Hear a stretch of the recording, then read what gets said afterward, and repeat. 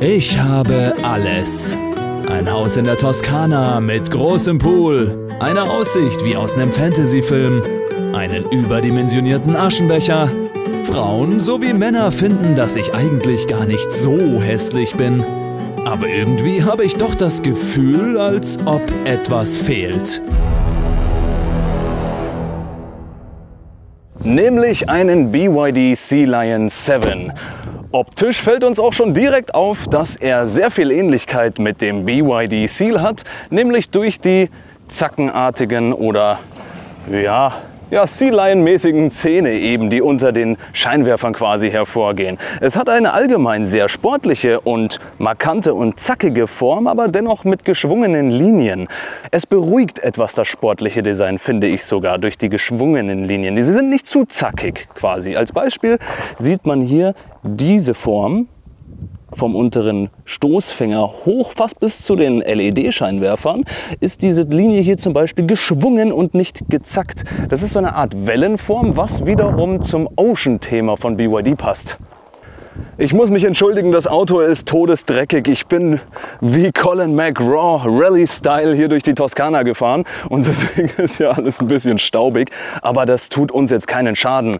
Hinten verhält es sich ähnlich wie zur Front, eben diese abgerundeten Ecken überall. Auch das durchgehende Leuchtband hier ist auch nicht zu zackig. Also das Wort zackig verwende ich mit Absicht, weil normalerweise bei sportlicheren Autos hat man eben diese abgeknickte oder schnell abgeknickte Form und das ist eben eigentlich nur hier beim Diffusor der Fall, obwohl diese Ecke hier auch abgerundet ist. Ich finde die Form des Autos wirklich geil, muss ich sagen. Mir gefällt der wirklich sehr gut. Also optisch schon mal echt nicht schlecht. Hinten haben wir einen kleinen Spoiler, zusätzlich zum Dachkantenspoiler. Und hier von der Seite sehen wir natürlich den Übergang, diese Coupé-Form quasi. Es ist ja ein SUV, aber im Prinzip ein SUV-Coupé. Und das sieht man ja auch hier an dieser Form hier, die von hier oben etwas steiler abfällt. Dadurch haben wir eine Heckklappe, die sich hier komplett einmal mit öffnet. Die Ladekante ist etwas hoch, aber ich finde jetzt, also in meinem speziellen Fall, finde ich es jetzt nicht so schlimm. Es gibt natürlich Leute, die finden das schlimm. Ich habe jetzt nichts, was ich jetzt persönlich irgendwie transportieren müsste, große Sachen. Aber wenn, dann wäre es wahrscheinlich von Nachteil, dass die Ladekante so extrem hoch ist. Aber das ist eine Sache, da könnt ihr mir in den Kommentaren sagen, wie ihr dazu steht. Hier haben wir eine Felgenkombination zum Auto, die auch zu ihm passt, mit 20 Zöllern.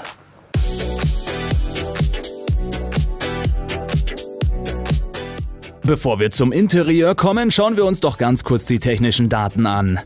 Der BYD Sea Lion 7 ist 4,83 Meter lang, 1,92 Meter breit und 1,62 Meter hoch. Insgesamt gibt es 2 Motorisierungen. Die RWD-Variante hat 313 PS, während die 2 Allrad-Varianten Design und Excellence mit 390 kW oder 530 PS daherkommen.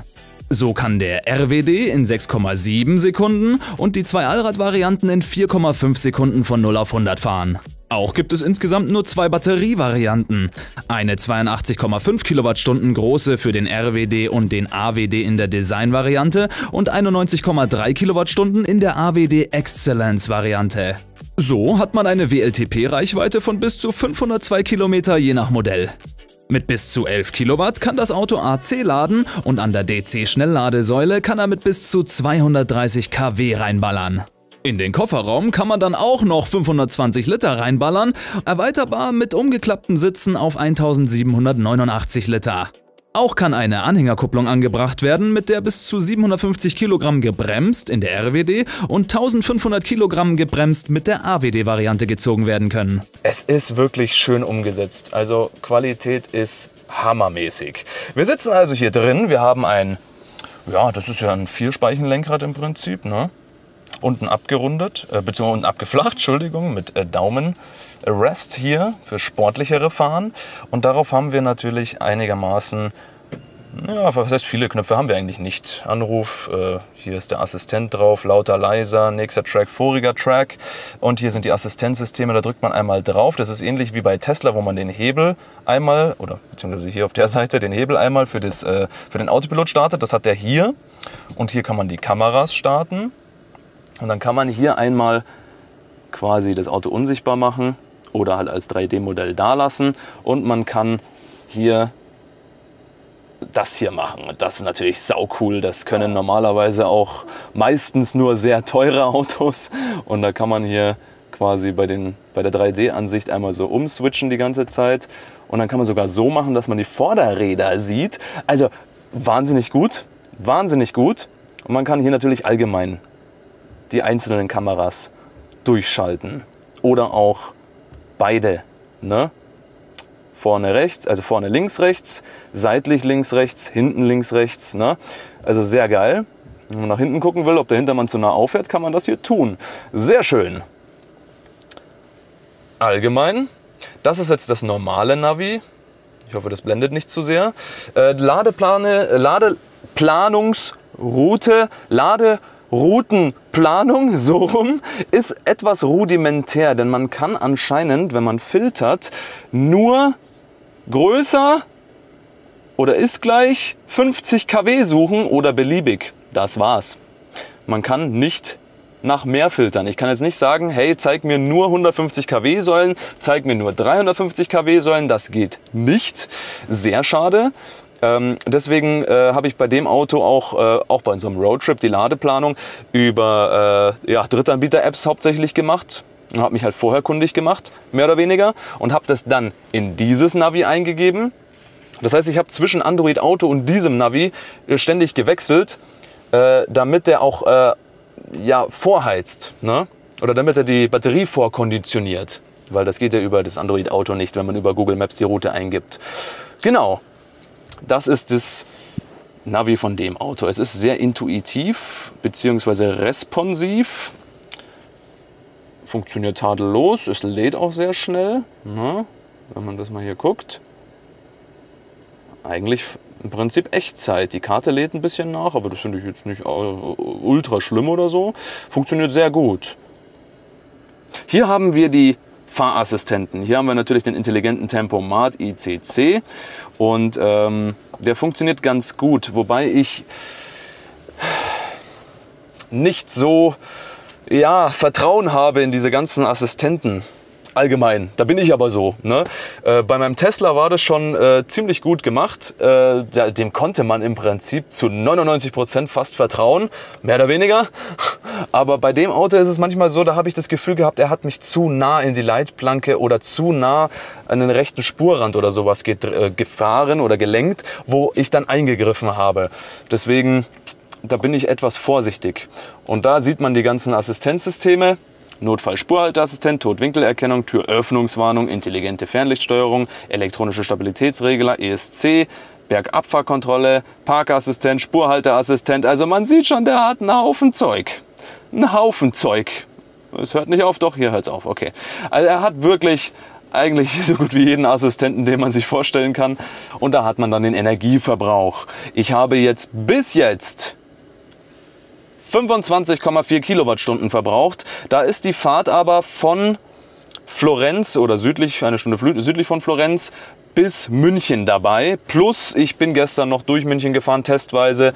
Bin hier noch die Autobahn gefahren, um ihn ein bisschen leerer zu bekommen, um ihn dann aufzuladen. Und 25,4 Kilowattstunden auf 100 Kilometer. Kann sich, wie ich finde, sehen lassen. Hier hat man jetzt verschiedene Möglichkeiten, natürlich sein Fahren etwas umzugestalten. Da hat man hier einen Lenkassistentenmodus, kann man hier von Komfort auf Sport ändern, Bremsassistentenmodus von Komfort auf Sport und so weiter und komfortables Parken.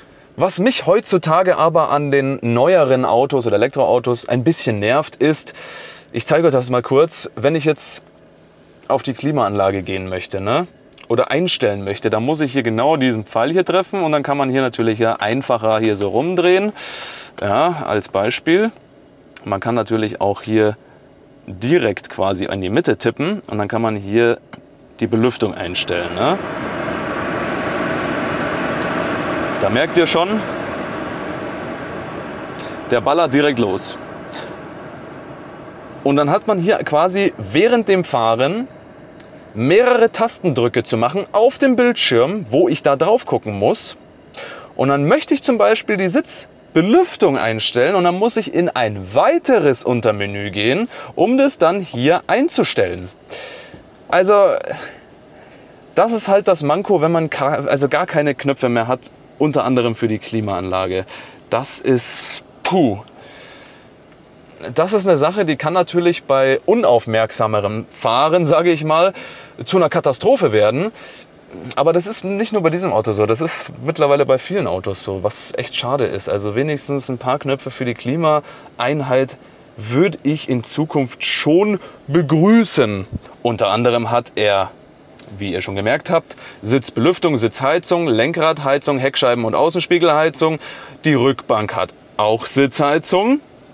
Und er kann sogar die Luft reinigen. Und er zeigt auch an, wie die Luftqualität ist. Das ist cool. Ansonsten sitze ich wirklich sehr bequem in diesem Auto. Also wie gesagt, die Sitze sind super. Also die haben Halt. Man kann sie natürlich hier einstellen an der Seite. Also man hat hier dann das typische nach vorne und hinten, ne? Und Sitz ein bisschen hier einstellen, die Lehne, und dann kann man hier natürlich hier die Lordosenstütze und so weiter einstellen. Das ist schon sehr praktisch. Und wenn wir auch mal nach hinten gucken, da sieht man einen Haufen Platz, wirklich einen Haufen Platz. Man hat Isofix, eine Mittelarmlehne, wo man Getränkehalter reinmachen kann und noch eine Verstaumöglichkeit. Hier haben wir dann auch für die hinteren Fahrgäste quasi die Knöpfe für die Sitzheizung. Hinten keine Sitzbelüftung natürlich. Und da sieht man auch schon die Dynaudio-Anlage. Also platztechnisch hat man hier absolut kein Problem. Bei der Mittelkonsole sieht man schon, ich habe ein S25 Ultra, also ein sehr großes Handy. Das passt hier perfekt rein. Ne, lädt mit maximal 50 Watt. Und leider ist das kein Ladepad. Aber da kann man wenigstens noch ein zweites Handy zumindest hinlegen, damit es verstaut ist. Und dann hat man hier auch schon die Knöpfe oder die Gangeinheit, ne, zum Auswählen. Rückwärts, neutral, Drive. Mit diesem Knopf kann man den Fahrmodi ändern. Auf Sport, Eco, Schnee und so weiter. Und normal natürlich. Start-Stopp-Knopf. Hier kann man Lautstärke einstellen, am Lenkrad kann man Lautstärke einstellen. Man hat natürlich einen Knopf für die Klimaeinheit, aber nur an und aus, das war's. Beim Becherhalter gibt es folgende Funktion. Man kann seinen Becher oder seine Dose oder was auch immer hier reinstecken. Und ich hoffe, man sieht das einigermaßen. Und dann kann man das hier so runterdrücken. Das heißt, wenn man eine größere, längere Flasche hat, die aber so dünn ist, dass sie hier reinpasst, dann kann man die wirklich hier so ganz weit runterdrücken. Und mit diesen zwei Knöpfen kann man dann das wieder hochholen. Cool. Zusätzlich hat man als weitere Ablagefläche oder Verstaufläche hier in der Mittelkonsole noch ein riesengroßes Fach. Da passt ein Haufen Zeug rein. Und zusätzlich unter der Mittelkonsole haben wir hier nochmal eine Ablagefläche, die ziemlich groß ist, mit einer SD-Karten oder mit einem SD-Karteneinschub. Ich gehe mal ein bisschen weiter hier vor. So, mit einem SD-Karteneinschub, 2 USB-C-Chargern und einer 12 Volt 120 Watt Ansteckmöglichkeit. Was ich in Autos immer sehr gerne teste, ist die Musikanlage, die Soundanlage. Und das ist eine Dyn-Audio-Anlage mit einem Haufen Lautsprechern. Und wenn jemand so wie ich viel Auto fährt, dann muss die Soundanlage gut sein. Deswegen schauen wir uns die jetzt mal an. Also hören wir mal rein. Will we ever love again?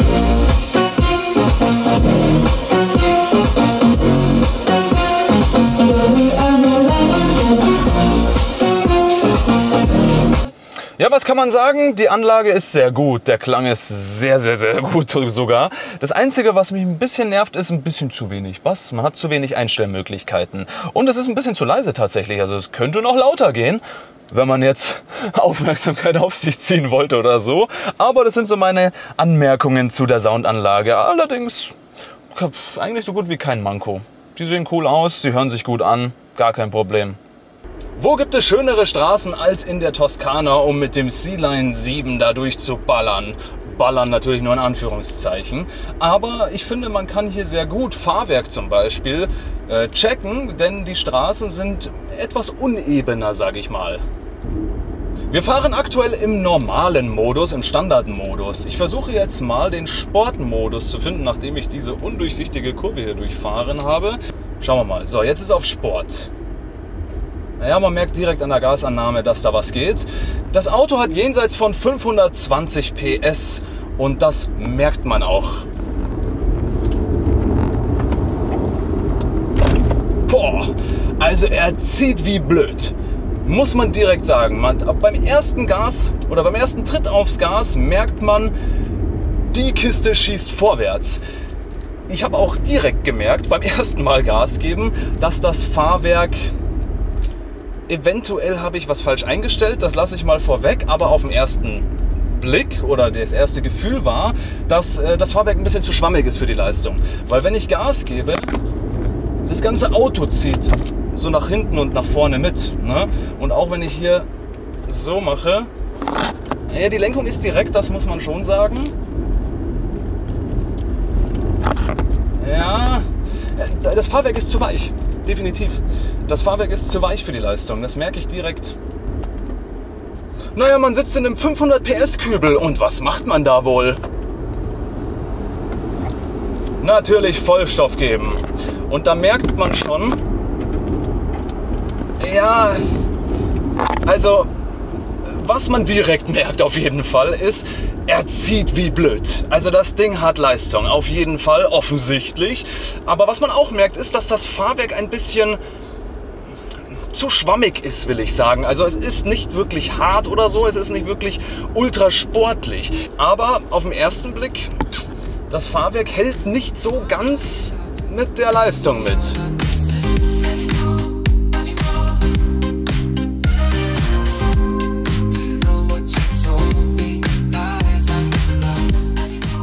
Von der Toskana in den Süden von München, durch die Dörfer, durch die Stadt, sagen wir mal, ne?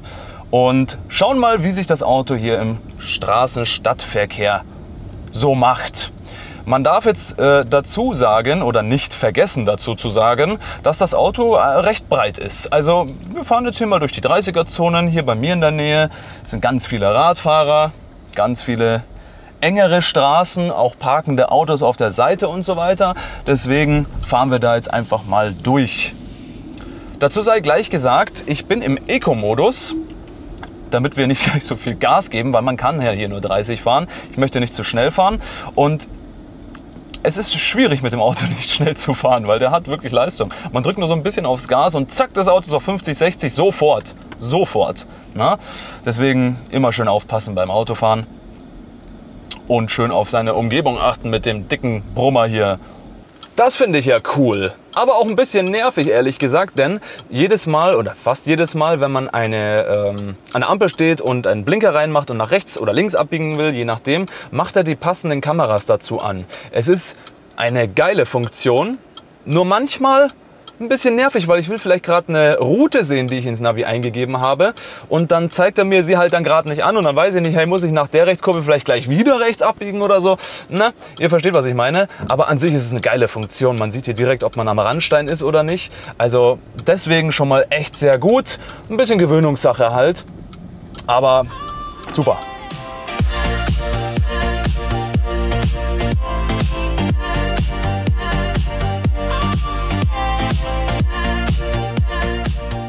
Was mir gefällt, dass wenn man die Lenkung quasi in den Sportmodus versetzt, es ist sehr direkt, aber weich.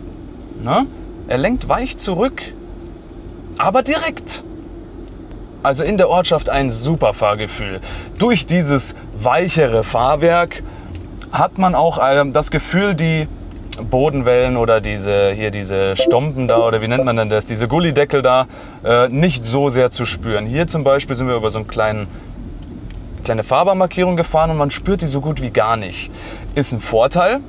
Sobald man aber ein bisschen sportlicher fahren möchte, ist dieses weichere Fahrwerk dann halt wieder von Nachteil. Auch hier Bahnübergang, man merkt den fast gar nicht. Auch fällt mir auf, dass es in dem Auto echt ultra ruhig ist. Also man ist richtig abgekapselt von der Außenwelt. Das gefällt mir auch sehr gut. Man kann sich in dem Auto wunderbar unterhalten, fast egal wie schnell man fährt. Auch sehr geil. Und können wir mal den Unterschied machen.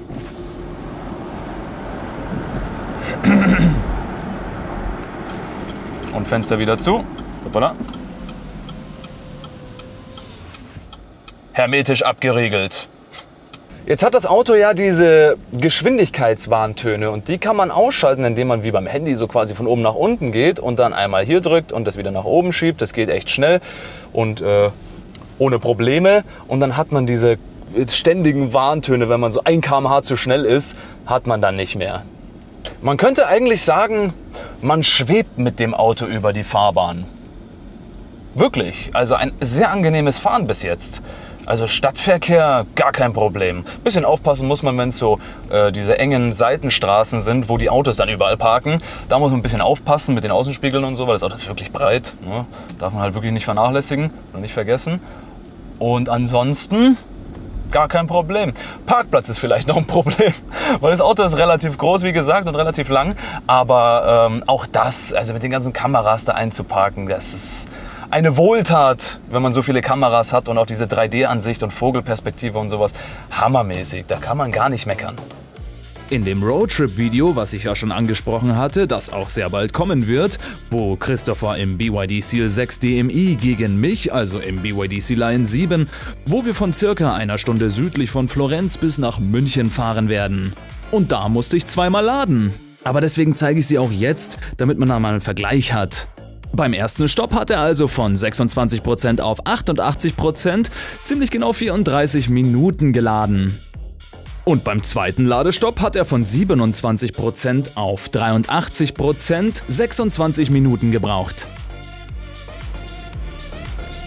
Abschließend könnte man sagen, und dafür gehen wir auch ins Auto rein, damit es nicht so windig da drin ist, oder hier draußen ist, besser gesagt, dass man ein Auto bekommt für 58.990 €, was 520 PS hat, eine 83 Kilowattstunden Batterie, einen Haufen an Assistenzsystemen hat, eine absolut geile Innenraumqualität, also auch wie die Sitze aussehen. Ich mache mal meine Brille da weg, also wenn man das da so anschaut. Ne? Also wahnsinnig geil. Alles Leder, fast alles, und Metallapplikationen hier und so weiter. Also Innenraumqualität top-notch.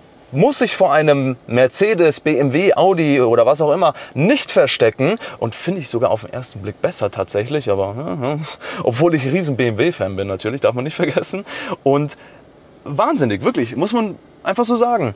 Es gibt noch eine kleinere Variante, die startet so bei 47.990 €, hat dann kein Allrad, weniger Leistung, genau. Und ja, Leasingpreise starten auch so ab, ich glaube, was war es? 350, 400 € oder sowas, also je nachdem, welches Modell man will. Ne? Und natürlich nach oben, wenn man jetzt den haben will, da wird man wahrscheinlich bei 500, 600 € sein, schätze ich mal circa. Also, ne? Aber kein Vergleich zu einem, was weiß ich, Mercedes GLC neuerer oder was auch immer, so vergleichbar, Coupé-SUV-mäßig, die kosten das Doppelte fast, ne? Vor allem mit der Leistung. Also Preis-Leistung im Allgemeinen ist schon wirklich sehr gut. Einzige Sachen, die mich ein wenig genervt haben, aber das ist auch wieder so, im Falle vom Fahrwerk ist es ja so, wahrscheinlich eine Geschmackssache. Ich mag es ein bisschen, wenn man schon 520 PS hat, dass das Fahrwerk ein bisschen stiffer ist, ein bisschen härter ist. Er hat ja kein adaptives Fahrwerk oder sowas. Hätte ich mir jetzt gewünscht, persönlich.